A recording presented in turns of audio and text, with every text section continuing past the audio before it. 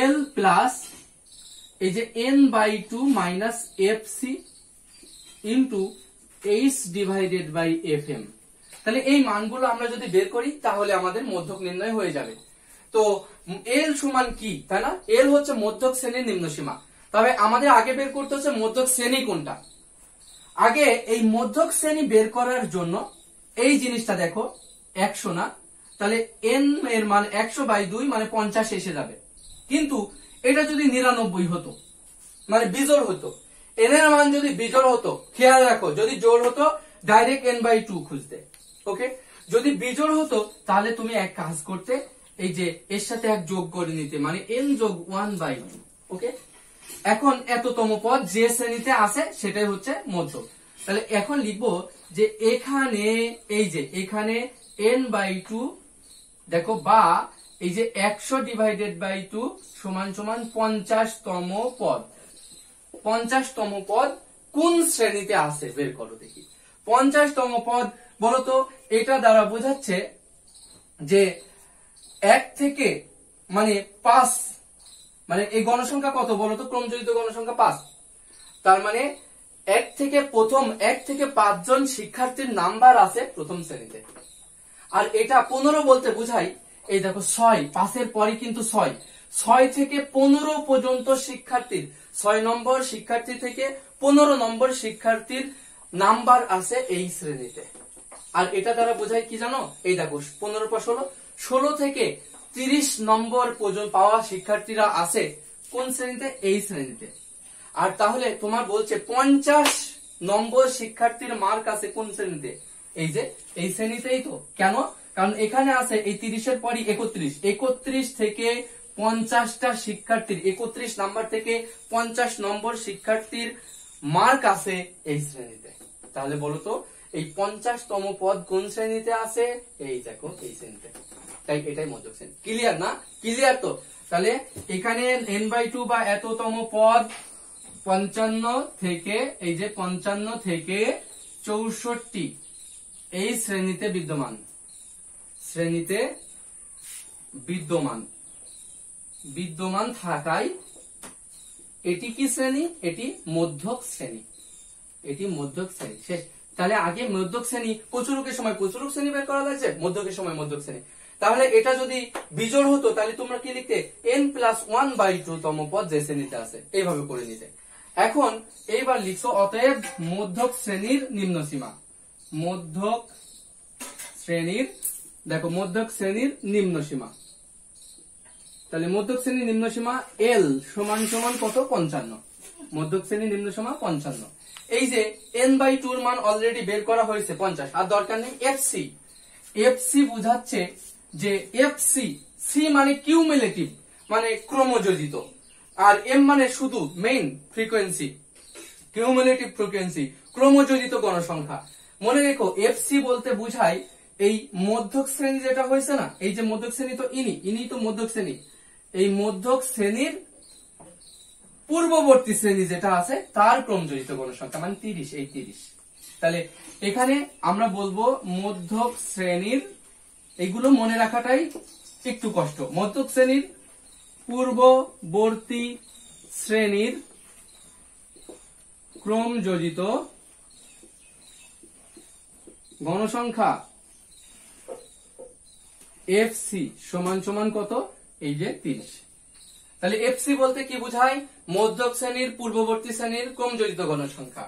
আর FM বলতে বুঝায় মধ্যক শ্রেণীর গণসংখ্যা, মধ্যক শ্রেণীর গণসংখ্যা। মধ্যক শ্রেণীর গণসংখ্যা সমান সমান এফ এম, না এফ এম সমান সমান মধ্যক শ্রেণী, এটা গণসংখ্যা কত, 20, এই যে 20। এবার যদি আমরা মান বসিয়ে দিই, এইচ এর মান আমরা জানি 10, শ্রেণী ব্যাপ্তি বা শ্রেণী ব্যবধান জান 10। এখন এল এর মান বসাচ্ছি 55 প্লাস এই যে n/2 এর মান 50 মাইনাস এফসি এর মান 30, এই যে ইনটু এইচ এর মান 10 আর এফএম এর মান 20। এখন যদি আমরা ক্যালকুলেশন করি এখানে, তাহলে ক্যালকুলেশন করে কত পাই একটু দেখা যাক।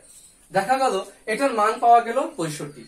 তাহলে আমরা পেয়ে গেলাম যে এর মানে মধ্যক নির্ণয় কি থেকে, সারণী থেকে মধ্যক নির্ণয়। তাহলে প্রশ্নগুলোর দিকে যদি যাই, আমরা শিখে ফেলেছি অনেকগুলো প্রশ্ন। এবার মধ্যক নির্ণয় যদি উপাত্ত দেওয়া থাকতো তখন কিভাবে আমরা মধ্যক নির্ণয় করব, সারণী নেই, কি আছে, কয়েকটা উপাত্ত দেওয়া আছে। এখন আমরা শিখবো উপাত্ত থেকে কিভাবে মধ্যক নির্ণয় করতে হয়। এখন মনে করো এইভাবে একটা উপাত্ত আছে, যে প্রদত্ত উপাত্ত সমূহ, প্রদত্ত উপাত্ত সমূহ অনেক থাকতে আমি কয়েকটা দিয়ে দেখাচ্ছি। এই যে 7, 13, 2, তারপরে 9, 15, আচ্ছা 20, আরো লিখছি মনে করো 10, এই যে উপাত্ত। ওকে, এখন এই উপাত্ত আরো দিতে পারে, আমি কয়েকটা দিয়ে দেখাচ্ছি। এই উপাত্ত যদি থাকে, উপাত্ত থেকে কিভাবে মধ্যক নির্ণয় করতে হয়। তাহলে উপাত্ত থেকে মধ্যক নির্ণয় করতে হলে তোমার উপাত্তগুলোকে মানের ঊর্ধ্বক্রম অনুসারে সাজাতে হবে, মানে নিচ থেকে ছোট থেকে বড় দিকে সাজাতে হবে। তাহলে আমরা এভাবে লিখবো যে উপাত্ত সলিউশন, না, তাহলে উপাত্ত সমূহকে মানের ঊর্ধ্বক্রমে সাজিয়ে পাই।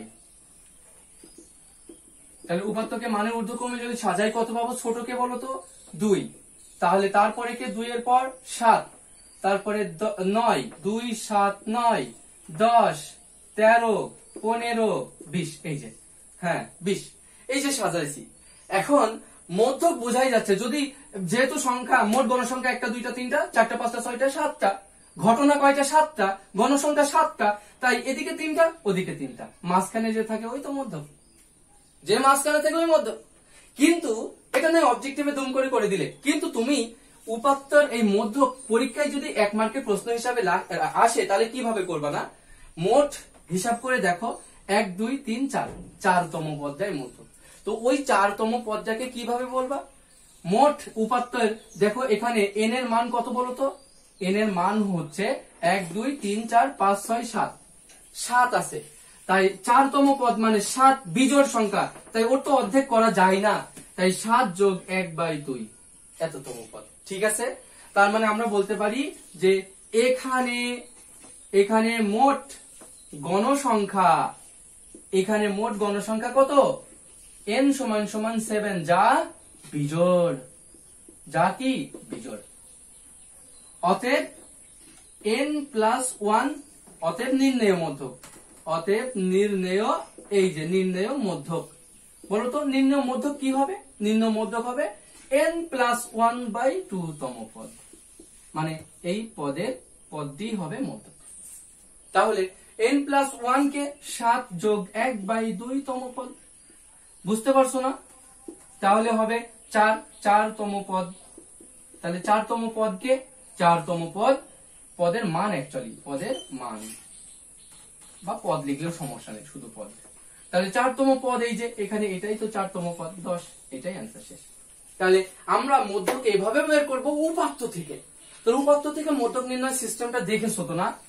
এই প্রশ্নটাই যদি এমন দিত যে এখানে আর একটা দিয়ে দিয়েছে কি, এই যে 17, ক্লিয়ার না, তাহলে উপাত্ত সমূহকে মানের ঊর্ধ্বক্রম অনুসারে সাজিয়ে পাই, এবার হতো 15, 17, 20, এইটা হতো না।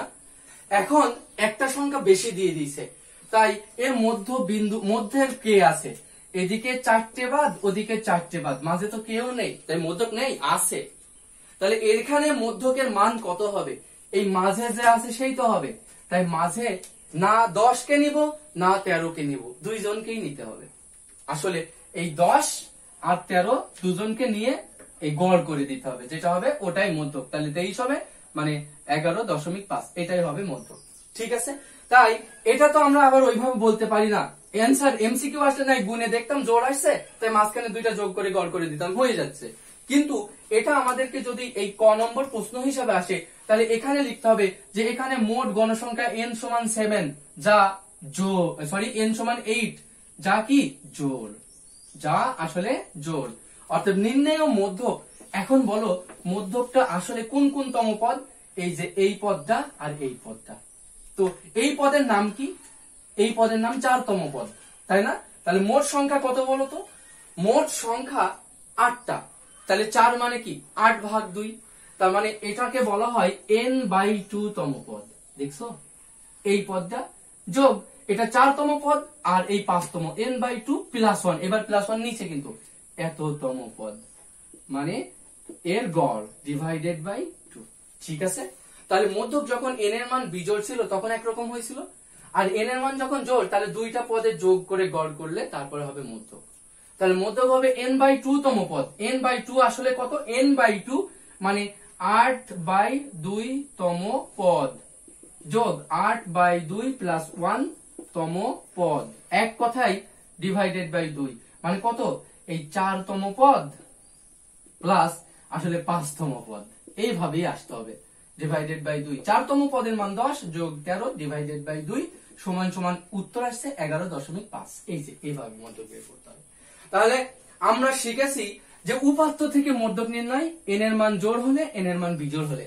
তাহলে আমরা এই পরিসংখ্যান এই চ্যাপ্টারতে মোট যে লেকচার গুলো দিয়েছি তোমাদের সমস্ত ডিসকাস করা হয়েছে সেখান থেকে তুমি কেন্দ্রীয় প্রবণতা কি, উপাত্ত থেকে সরাসরি পদ্ধতিতে গড় নির্ণয়, সারণী থেকে সরাসরি পদ্ধতিতে গড় নির্ণয়, সারণী থেকে সংক্ষিপ্ত পদ্ধতিতে গড় নির্ণয়, উপাত্ত থেকে প্রচুরক নির্ণয়, সারণী থেকে প্রচুরক নির্ণয়, উপাত্ত থেকে মধ্যক নির্ণয়, সারণী থেকে মধ্যক নির্ণয়, সমস্ত ডিটেলস আমরা ডিসকাস করেছি। এবং তোমরা বেশি বেশি প্র্যাকটিস করতে থাকো, তোমাদের এই অধ্যায়টার জন্য প্রিপেয়ার হতে থাকো, পরীক্ষা নেওয়া হবে। ভালো থাকো ততক্ষণ।